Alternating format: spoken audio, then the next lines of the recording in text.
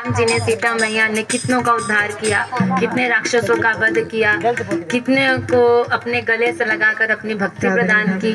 तो यहाँ पर आप कीर्तन में देखिए, उसमें लिखा है सिया राम निषाद को तारे, सिया राम निषाद को तारे, आप जानते ही हैं। और चरण धोए तारे पगरी रे, आगे विराट खरदूषण को मारे, ये थे पंचवटी के पहरी रे। ये सब रावण के सेवक जो थे राक्षस, इनको मारा। और शिला बनी अहिल्या को तारे, बेर जूठे खा के तारे शबरी रे, है ना। तो ये कीर्तन बहुत सुंदर है। सुग्रीव को मित्र बनाए, यानी जो संकट में थे उसके मित्र बने। सुग्रीव को मित्र बनाए, बाली की तोड़ दिए रगरी रे, यानी बाली के तोड़ दिए रगरी, उसके प्राण पखेरु उड़ा दिए भगवान ने। यानी जो राम को सखा, जिनके राम सखा बन जाए, हर संकट में से लड़ने के लिए प्रभु राम हमेशा तैयार रहते हैं। तो इसीलिए आगे मेघनाथ कुंभकर्ण को मारे, रावण की हिला दिए नगरी रे। और लंका में रावण को मारे, तार दिए रावण मंदोदरी रे। अंत में मन रसिक के विकार को मारो, जय हो सिया राम की जोरी। सबसे प्रमुख जरूरी लाइन यही है। इस पूरी कीर्तन का सार क्या है कि प्रभु राम ने रावण को मारा, कुंभकर्ण को मारा, बड़े बड़े राक्षसों को मारा, शबरी के झूठे भेड़ खाए, उससे हमारा क्या लाभ हो रहा है? क्या लाभ है? वो रावण को मार दिए तो रावण कौन था? कामी, क्रोधी, लोभी, अहंकारी, अभिमान से युक्त, अपने मद का, अपने राजा होने का अभिमान, इतना ज्ञानी हूं मैं, उस ज्ञान का अभिमान, है ना। यही तो था रावण।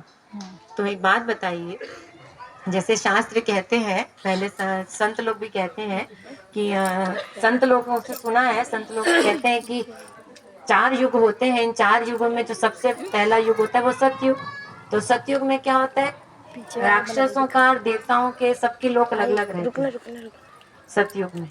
और जब त्रेता आता है तो एक ही भूमंडल पर आ जाते हैं। रावण भी उसी पृथ्वी पर है, राम जी भी उसी पृथ्वी पर।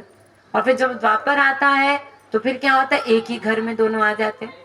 पांडव भी वही है तो कौरव भी वही है। और जब कलयुग आता है तो फिर क्या होता है? हर जीव के अंदर आता है। वो सारे राक्षस अब कहाँ है? अंदर में है। हाँ, काम के रूप में, क्रोध के रूप में, लोभ के रूप में, अभिमान के रूप में, मद के रूप में, राग द्वेष के रूप में, वो सारे राक्षस हमारे अंदर बैठ गए।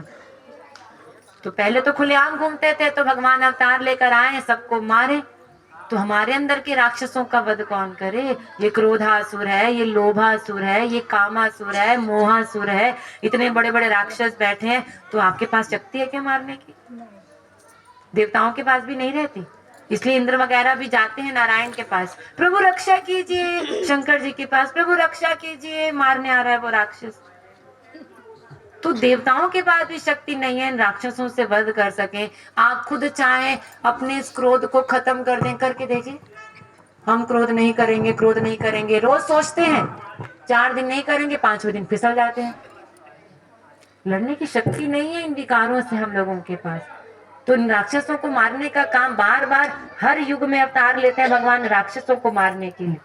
तो ऐसे इस अंतःकरण हृदय में जब भगवान अवतार लेंगे ना अपने प्रेम के स्वरूप के साथ, और अपने वो भक्ति का, प्रेम का, कृपा का जब बाण सारंग धनुष से छोड़ेंगे ना, तब जाकर के राक्षस मरेंगे।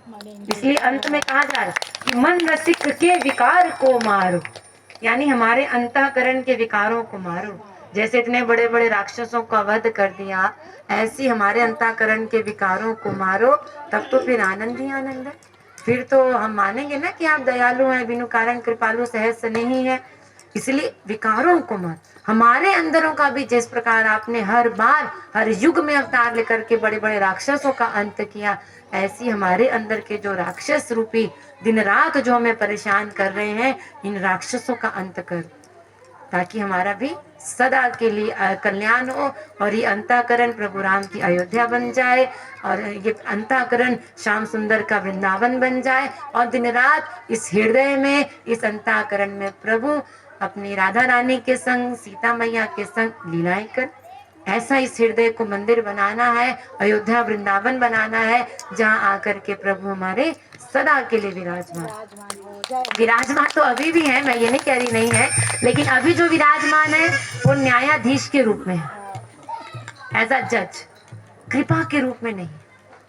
कृपा के रूप में तो भक्तों के लिए बैठते हैं, जहाँ दिन रात वो कृपा ही कृपा लुटा के आनंद बरसाते हैं। अभी भी आपके हृदय में बैठे हैं भगवान, लेकिन कोई लाभ हो रहा है क्या?